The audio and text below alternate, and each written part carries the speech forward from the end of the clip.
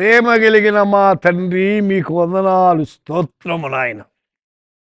ఆత్మీయ ఆసక్తిని మాలో కలిగించండి.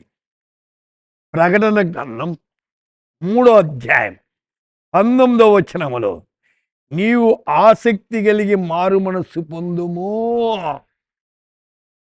Be in earnest then and turn from your sins. इसलिए సగర్మా ఓ ఔర్ మన్ పిరో. ఆసక్తి కావాలి. ఎందుకు? లోక సంబంధమైన ఆసక్తి కాదు. ఇక్కడ ఏమంటున్నాడు? మారు మనస్సు పొందు. మారు మనస్సు కాదు. మీరు మారు మనస్సు పొందని ఎడలా అందరూ అలాగే నశించిపోతారు అన్నాడు. క్రైస్తవ జీవితంలో మారు మనస్సు కావాలి. మనస్సు మార్చుకోవాలి.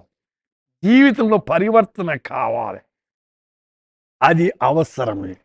లవొదిక పట్టణము క్రీస్తుకు పూర్వం 250లో అంతియోకస్ అని సిరియా రాజుతో కట్టబడింది.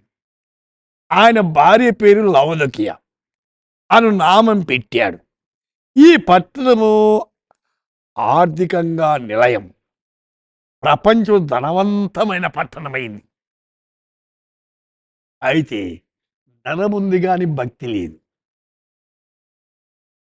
ధనము ముఖ్యం కాదు, అయితే భక్తి ముఖ్యం.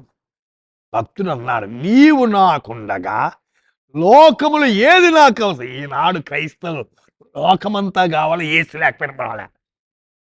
అయితే యేసును కలిగి ఉండటం గొప్ప భాగ్యం అండి. అయితే లవొదిక సంఘము మంచి వైద్య నిలయం, మంచి వైద్యం ఉంది, బట్టల వ్యాపార కేంద్రం అది.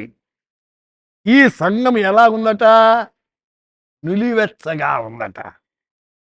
అంటే ఆధ్యాత్మికంగా క్షీణించిపోయింది. నులివెచ్చగా ఉంటే ఏం చేస్తానన్నాడు?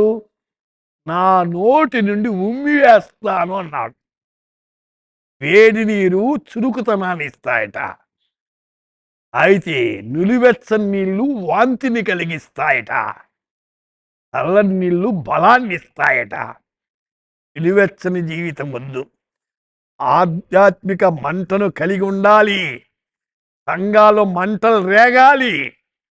ప్రార్థనా మంటలు, ఆత్మీయమైన మంటలు లేవా?